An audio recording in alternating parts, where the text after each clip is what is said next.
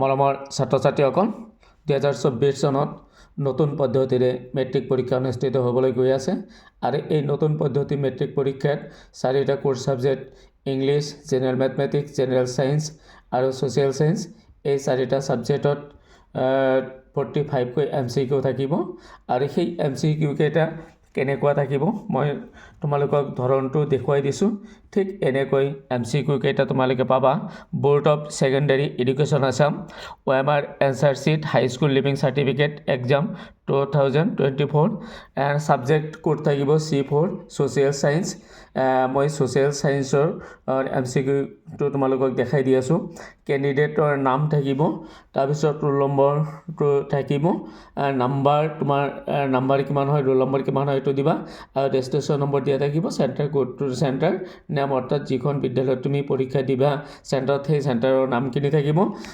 right সাইডত তোমাৰ এটা photo থাকিব এইখিনি তোমাৰ একো কৰিব নালাগে এইখিনি তোমাৰ সেৱাৰ পৰা কৰি দিব এতিয়া তোমালোকৰ যেটো এমসিকিউৰ এনসাৰ স্ক্ৰিপ্ট দিব বা কোৱেশ্চন দিব সেই কোৱেশ্চনটো তুমি চাই অৰ্থাৎ ইয়াৰ তোমাৰ একৰ পৰা 45 কোৱেশ্চন অপচন যুক্ত ওএমআৰ শীট আছে এই ওএমআৰ শীট কেইটা তোমালোকে ফিল আপ কৰিব লাগিব আৰু সদায় লক্ষ্য কৰিবা তোমালোকে এবাৰ ক্ৰ্যাশ কৰাৰ পাছত সাপোজ ধৰি লোৱা হল তুমি ইয়াত লিখা আছে তোমাৰ 1 নম্বৰ যেটো কোৱেশ্চন এই কোৱেশ্চনৰ চাৰিটা অপচন আছে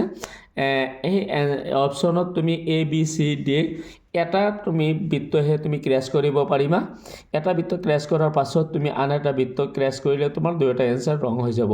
সেইকাৰণে এমসিকিউ সমূহ ফিল আপ কৰাৰ ক্ষেত্ৰত তুমি যথেষ্ট সাৱধানতা অৱলম্বন কৰিবা কেতিয়াও তুমি ডাবল টাচ নকৰিবা আৰু এবাৰ সেৱাৰ এটা নিৰ্দেশ দিছে আমি কলা আৰু ব্লু এই দুটা সিয়াহীযুক্ত কলমেৰে আমি এমসিকিউ বা ওএমআৰ শীট আমি ফিল আপ কৰিব পাৰিম বাকি যিকোনো কালাৰৰ কলম একসেপ্ট কৰা নহব সেইকাৰণে তোমালোকে যেতিয়া 16 তাৰিখত যেতিয়া তোমালোকৰ 16 ফেব্ৰুৱাৰীত যেতিয়া তোমালোকৰ পৰীক্ষা অনুষ্ঠিত হ'ব তোমালোকে এই পদ্ধতিৰে এমসিকিউ কেটা ফিল আপ কৰিবা আৰু যেতিয়া এমসিকিউ কেটা ফিল আপ কৰিবা এটা কথা লক্ষ্য কৰিবা যদি নোৱাৰা কোনো প্ৰশ্ন থাকে তেতিয়া হলে কেতিয়াও থৈ নাহিবা তোমালোকে যেতিয়া ধৰা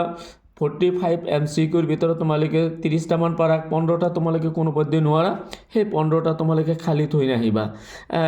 যি ইচ্ছা অৰ্থাৎ এ বি সি ডি যিকোনো অপচন এটা ক্ৰ্যাশ কৰি থৈ আহিবা কমসে কম 15টা ভিতৰত তোমাৰ 5টা বা 6টা তোমাৰ হ'ব আৰু যদি খালি থৈ আহা তোমাৰ এটাও নহব মৰমৰ ছাত্ৰ ছাত্ৰীসকল এই পদ্ধতিৰে যদি এমসিকিউ তোমালোকে ফিল আপ কৰা বা ওএমআৰ শীট কেটা ফিল আপ কৰা তেতিয়া হলে তোমালোকে যথেষ্ট নম্বৰ পাবা তাত কোনো ধৰণৰ সন্দেহ নাই